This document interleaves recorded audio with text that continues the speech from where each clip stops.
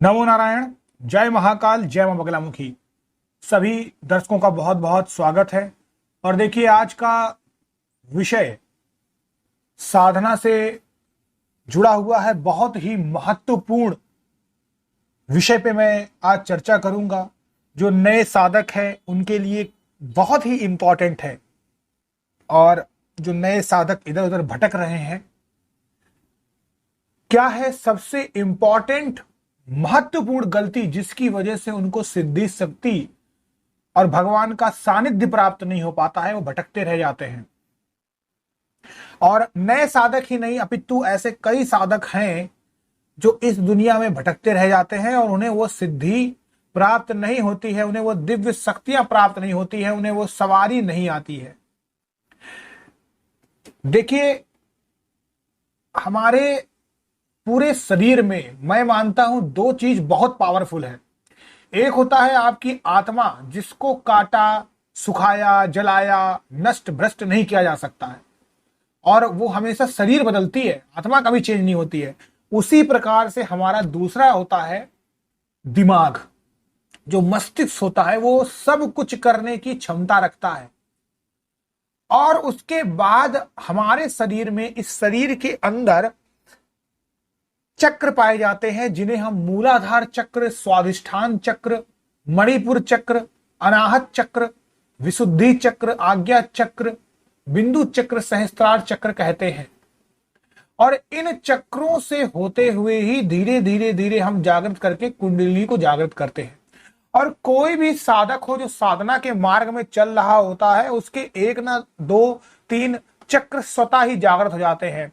अब ये चक्र जागृत होने का एक प्रोसेस ये भी है कि वो मंत्र का जाप करते रहे और निरंतर मंत्रों को बढ़ाता रहे, पैसेंस, धैर्य पूर्वक, सेम लगन से, सेम श्रद्धा से, सेम उच्चारण के साथ अगर वो मंत्रों का जाप करता है तो उसके चक्र एक एक करके खुल जाते हैं। दूसरी बात है, अगर कोई इंसान किसी भी मंत्र का जाप काफी समय तक करता है, चाहे उसका मन लगे चाहे ना लगे, लेकिन कुछ समय के बाद देखिएगा उसका मन उस साधना में, उस मंत्रों में लगना स्टार्ट हो जाएगा, यानी चालू हो जाएगा। शुरू शुरू में तो आपको बहुत सारी दिक्कतें आएंगी, बैठने में प्रॉब्लम होगी, जम्हाई आएगी, मन विचलित होगा, लेकिन फिर बाद में आप धीरे धीरे अभ्यास कर लेंगे, एडजस्ट हो जाएंगे उसके साथ।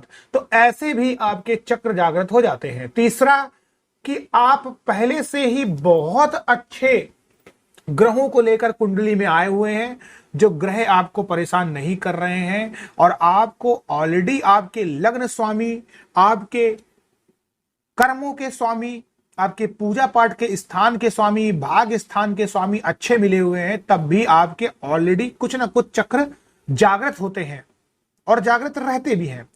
और लास्ट आता है कि आप मेडिटेशन के थ्रू जागृत इन्हें कर सकते हैं। तो ये तो प्रोसेस आपको समझ में आ गया कि जागृत कर सकते हैं। तो जब हमने चक्रों का आज वर्णन किया है, तो एक बात आप समझ लीजिए कि इन सब में इंपॉर्टेंट चक्र जो होता है वो होता है मूलाधार चक्र, और ये एक दिव्य चक्र है।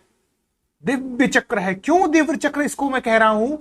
क्योंकि जितनी भी साधनाएं और जितनी भी तपस्या है, जितनी पूजा पाठ है, अगर आपको भगवान चाहिए है या कुछ मनोकामना चाहिए है, तो पहले इसी से ही होके गुजरना पड़ेगा। चूंकि ये सबसे नीचे का चक्र है, रूट चक्र है, तो 90% लोग इसी के इर्द गिर्द ही घूमते रहते हैं। अब ये जो रूट चक्र है, इसके इर्द गिर्द घूमना गलत नहीं है। हर इंसान के अंदर एनर्जी होती है, इसमें भी मूलाधार चक्र में एक एनर्जी है, बशर्ते इस एनर्जी का सही यूटिलाइजेशन आप कैसे करें, ये इंपॉर्टेंट होता है। देखिए, बहुत से लोग ये मानते हैं कि स्पर्म जो होता है उसका काम केवल और केवल, आप सोचते हैं कि प्रोड्यूस करना होता है, बच्चों को प्रोड्यूस करना होता, ऐसा नहीं है। पीढ़ी को बढ़ाना होता, ऐसा भी नहीं है।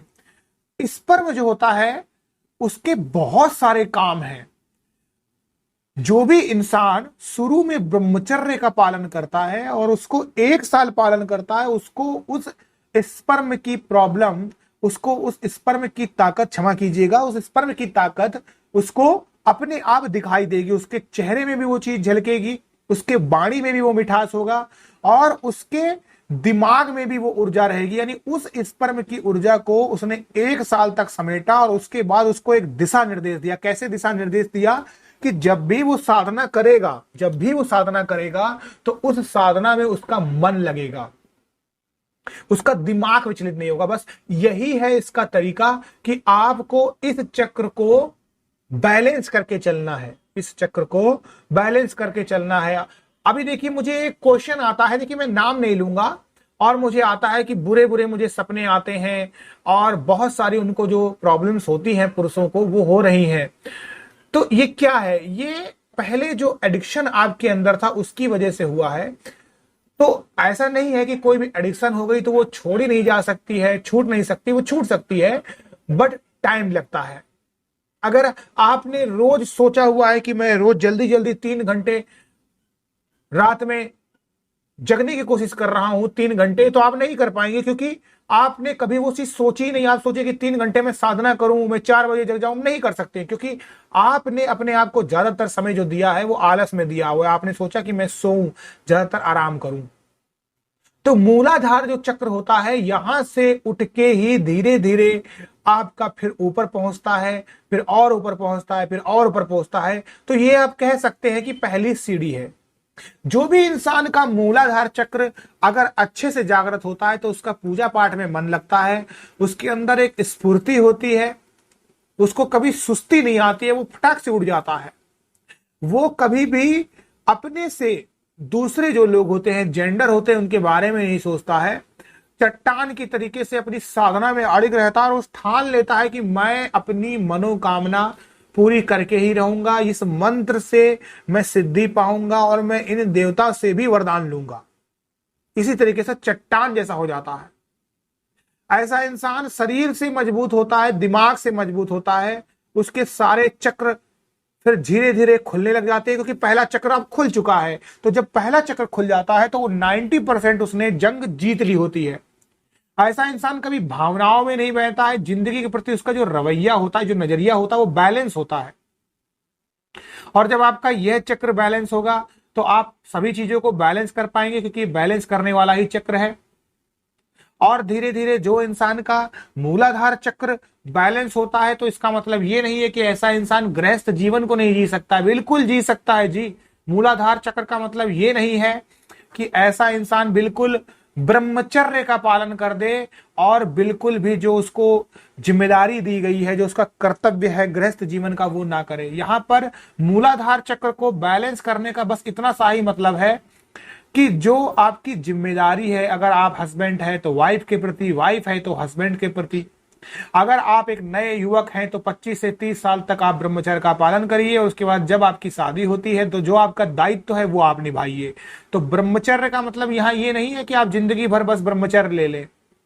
आपको जब इंद्रियों का सुख चाहिए तो इंद्रियों को सुख लें, और जब आपको साधना करनी है तब साधना लें। इस मूलाधार चक्र के जो देवता है वो गणेश भगवान है, क्योंकि ये प्रथम चक्र है, क्योंकि पृथ्वी तत्व से जुड़ा हुआ है, जमीन से जुड़ा हुआ है, और प्रथम पूजनी है और प्रथम ही चक्र है। तो इसलिए गणेश जी का यहां पर स्थान है, गणेश जी का स्थान है। लेकिन यहां पर पशुपति महादेव यानी भगवान भोलेनाथ जो ध्यान में है, जो आदि योगी जो उनका स्वरूप है, इस चक्र के वो भी देवता कहे गए, क्योंकि ध्यान में रहते हैं। अगर इस चक्र को आपने जागृत कर लिया, अच्छे से कर लिया, तब आपकी मानस बुद्धि चित्त अहंकार सब अपने आप ही खत्म हो जाएगा और आपको जिंदगी के प्रति जीने का रवैया आ जाएगा। अब इस चक्र को जागृत कैसे करना है, ये सबसे इंपॉर्टेंट क्वेश्चन है। सबसे पहले तो जितनी भी काम वासनाओं से रिलेटेड चीजें हैं उन सब चीजों को देखना बंद कर दीजिए, इंस्टाग्राम को अनइंस्टॉल कर दीजिए, अगर आप एक सच्चे साधक बनना चाहते हैं तो।